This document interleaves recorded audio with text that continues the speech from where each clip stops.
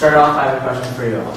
If punishment was inevitable to some extent, how much money would it take for you to do something illegal? $10,000? $1 million?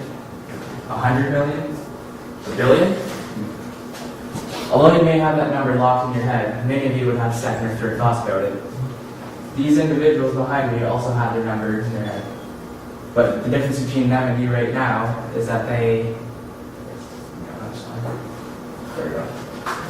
The difference between them and you right now is that they acted on first instinct on this number and are now paying the consequences for this number. Today I'm here to talk to you about what these individuals did, securities fraud.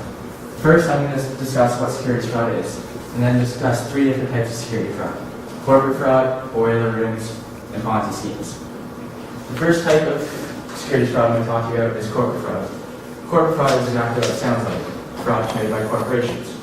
The most common practice of corporate fraud is for a company to falsify their accounts for financial gain. An example of this would be for a company that overpriced their assets, which would drive their share price through the roof. Because of the overprice of their assets, the financial health of the company appears to be stronger than it really is, which attracts new investors. Most of the time, corporate fraud is on the largest scale of the spectrum and causes billions and millions of dollars to be lost. And these are the cases that are predominantly heard from the news, such as Enron, sub-secret investors.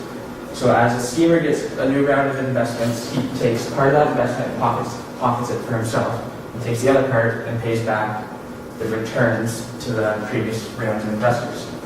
The schemer promises extraordinary returns, such as double your money in a week, or like in the example behind me, six times your minimum.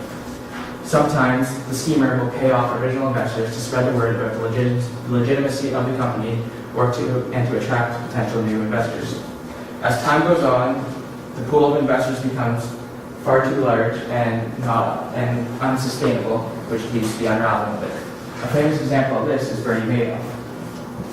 So now you know about 3 different types of securities fraud: corporate fraud, boiler rooms, and Ponzi schemes. But that's just the tip of the iceberg. There are many more different types of securities frauds. To conclude, I'm going to give you 2 tips from both possible ends. First, as an investor, as many of us, if not all of us, will invest some of our money at some point in our life. Simply put, don't be naive. If something sounds too good to be true, it probably is. Finally, as a broker and accountant, as many of us will be with our future careers, think back to that original number. Is it truly worth it? Are the amount of years that you feel that you're on top of the world with endless amounts of money worth the amount of years that you have to spend in prison, or the amount of money that you'll have to pay back in restitution? Thank you.